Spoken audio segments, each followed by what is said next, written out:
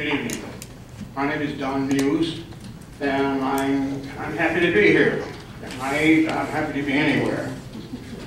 I wanted to talk to you tonight about the noise ordinance and a few suggestions that I would like you to consider. First and foremost, I think that in answer to the problem as it began at the Casablanca with loud blues music and throughout the night, to end up with it that's raising the sound level just doesn't make sense. There's not any solution to it. It's an exaggeration of the input of the businesses. And also I'd like to complain on where you got the 25% increase on that, because it certainly wasn't reflected from maybe the homeowners. It come from the businessmen. I think that too was slanted because the city attorney acknowledged that to the Desert Valley Times, she personally called those people to get the business input at the time to arrive at this, because the other people, the homeowners, they didn't have a chance to even vote yet. But at this day and age, to propose that without any input from the homeowners, if business people want to vote, let them come and vote like me, because most of my people, half of them can't even get here, much less stand up and talk for themselves. And number two, we're not an island here. We don't set the rules for the federal government. The Economic Development Administration does, EPA. And they, in turn, on noise ordinance, they give the authority to the state of Nevada. I'd like to see something from them on this. I'd like to see if what you're proposing is right with them. That would be the best way to settle that. And there wouldn't be any hue and cry. Well, my people, I'm going to crank them up when we go to a vote on this, but in the meantime, I'd like to do something conciliatory to the homeowners. No homeowners are going to vote to raise that low 25%. It's just not reasonable, regardless of how much we fight it. This is retired senior citizens, homeowners society that we live in. And I was civil. Make sure that I was civil all the way. Good evening.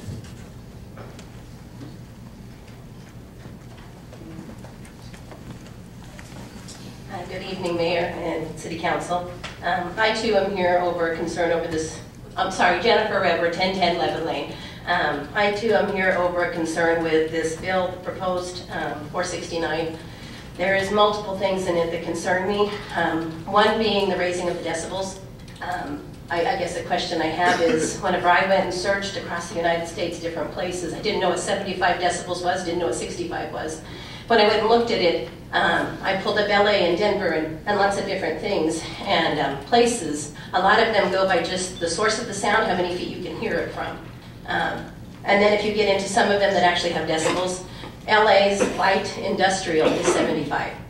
Well, if this draft goes through as written, my new party time is going to be Fridays and Saturday nights till 11 o'clock. That is unacceptable. My sleeping hours don't change just because it's a weekend. Some people may, but I'm not in that age category anymore. So I am concerned with that part. I am also concerned with the wording of it is pretty vague. And just like that gentleman said, we have some things that we do for car alarms, and we have some things that we do in a general amount of time. And so I just feel like the way that this is written, as any draft, a draft, we do it, we start with something, and we go from there. And so I realized that, we can put a lot of things down, but there's a lot of things that need to be tweaked. And I just want to say, I know that gentleman had said that they'd asked for the input of businesses, and that was from the NRS's require business input on if it's going to affect them. So I do realize that. So I'm not thinking that, and I also am aware that this doesn't come to a vote with us people. This comes to a vote between you guys up here. And I'm hoping that you guys will realize that we live here, and the citizens of Mesquite need to, our voices need to be heard. We live here, we're citizens, and it is your job to protect us. We've endured many Casabalousas over the last summer while this noise ordinance was supposedly not in effect, or couldn't be. And I'm just not ready to do it again. We were told that if it worked, they plan on doing it some more, which is great. but I just can't do it every Friday and Saturday if it works. And so I ask that you guys please look over this bill and see if it's in the best interest of the citizens as well as the businesses. Thank you.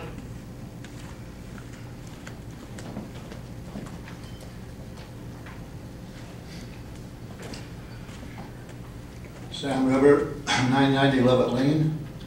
I've lived here for almost 72 years on Levitt Lane.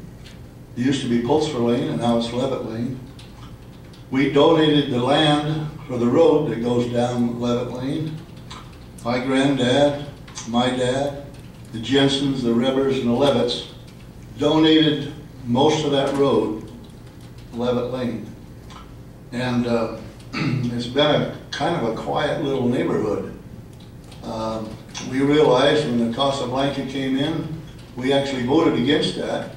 One thing we did do is we made them put a 6-foot wall down there, and that's helped a little bit. But now that I'm getting older, I go to bed about 9 or 10 o'clock at night, and when my front door and windows rattle until 11 or 12 o'clock, it kind of upsets me a little bit. Now, I own a lot of property down there, and my family owns 5 homes down there. We have big lots. Some of those homes now are, I would be guessed that there would be over $250,000, $300,000.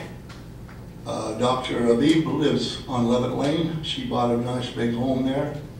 They're well built, and the sound shouldn't affect us. But last summer, what brought this all ahead was that swimming pool party. And it wasn't so much, we're not against the pool parties. What we're against is the loud bounding noise of the drums and the obscene language that comes over that wall.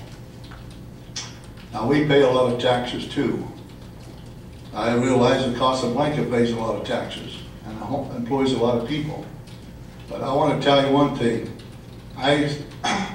The old timers here have paid their dues, and we're tired of everybody else kind of rolling over us and not listening to us.